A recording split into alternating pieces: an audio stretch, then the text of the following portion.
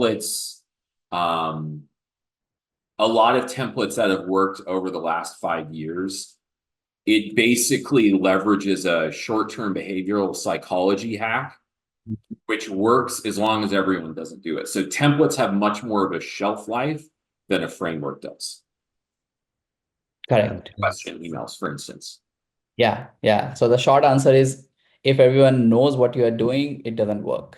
So for example, question and question mark is basically a very interesting subject line, but like now everybody knows it's a spam mail, right? So The cool. successful templates of today become the cold email filters for tomorrow.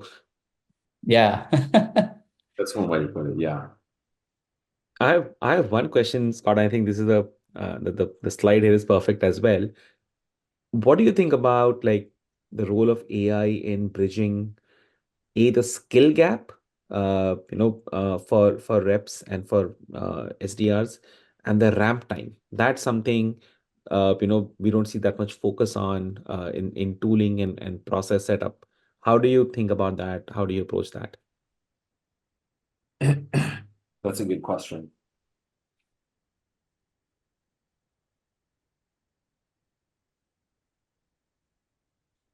I think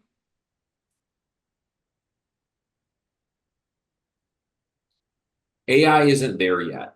The orgs aren't there yet. I think what we will see happening is we will see localized.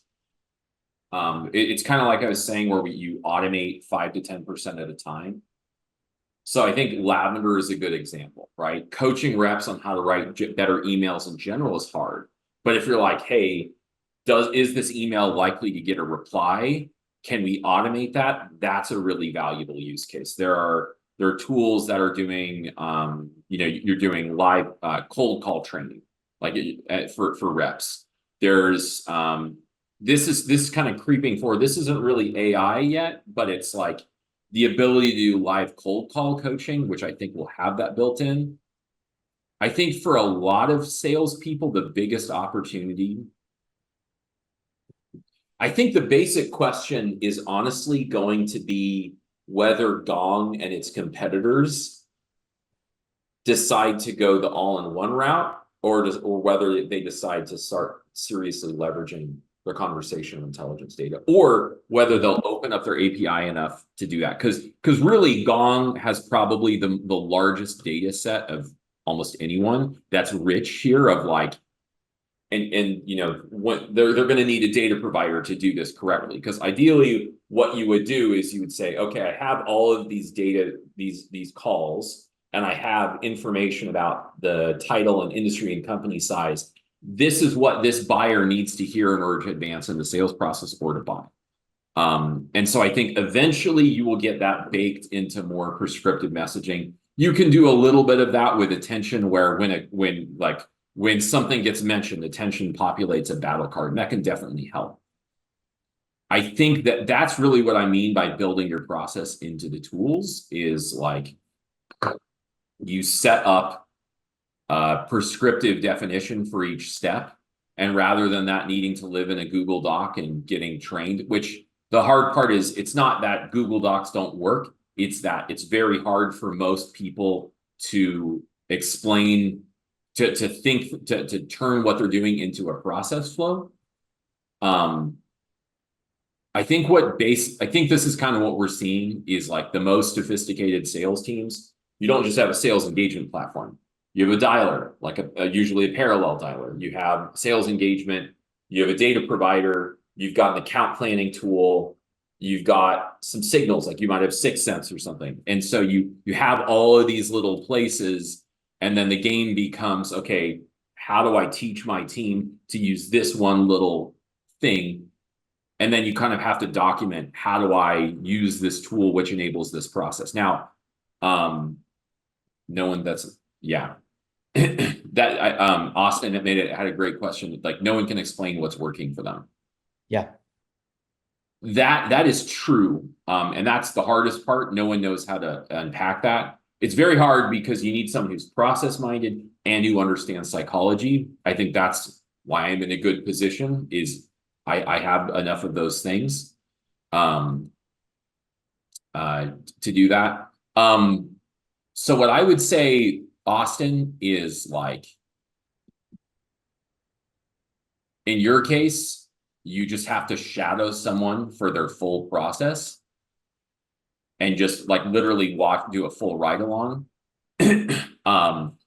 Corentin, so the AvaBot actually has a ton of good email frameworks built in. My personal framework, which I think a lot of cold emails use, is sort of Siri, which is signal, inference, result, and invitation. That's my take on it.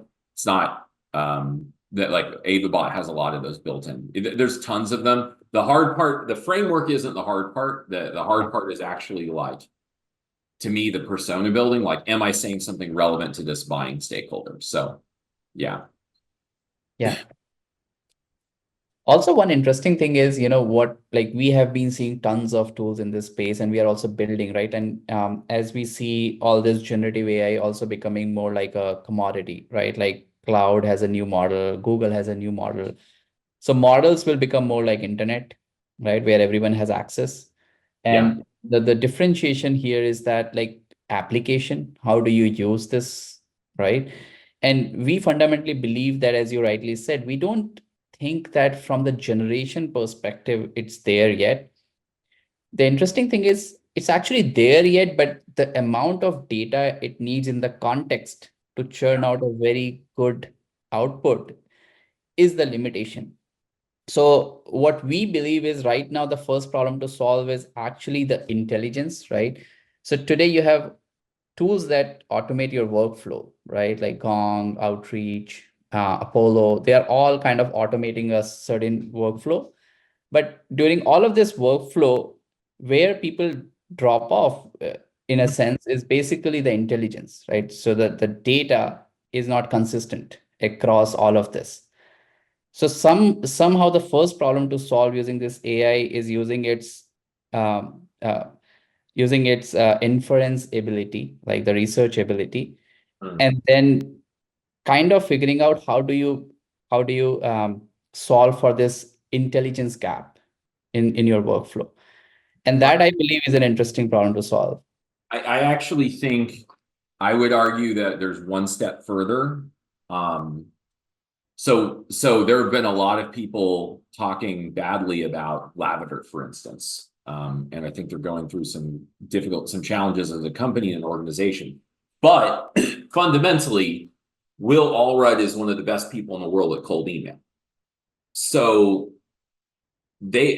I think they had, I think everyone else who thinks Outreach or Apollo, they're just going to be able to write an email grading tool and it's going to be as good. It's like, actually, no, because you have like the actual knowledge of how to do the job that you're trying to automate. That's actually the highest thing. Because the gap, what people don't understand is like the gap between but there is such a large gap between my skills like a year ago and 1 or 2 years ago. It's kind of astronomical, right? So I mean, if you think about how this applies to a team, right? You're like, oh, you're trying to automate account list building. Great. Have you talked to an enterprise sales rep or someone who's really good at account list building? If not, like if you haven't talked to a really sharp sales leader or a really smart ABM marketer, I guarantee you your tool will be bad. And so again, this is kind of another way to vet tools is like, if you're not talking to a subject matter expert, the output is guaranteed to be wrong because you haven't learned from someone who's actually done the job manually. I think that's a big part people miss to it. And then it's kind of like, that guides the inference part and the research part, which is like, okay, these people have told you, yeah, these 100 things don't matter. These 10 do. You need these outputs, and this is what you need in them. Now, the hard part for engineers is a lot of times people don't necessarily know why things work. They know, like, I know that looking at job posts is good, but they may not always know why. They may not getting them to unpack why something is good. That's not easy to do. That's correct. Yes, we had some questions, but I think we have the answers. And don't worry, we'll actually share our last webinar, some of the recordings, and also Ayush has shared a document. But we covered a lot of things about frameworks in the last webinar. So yeah, we'll share that with you.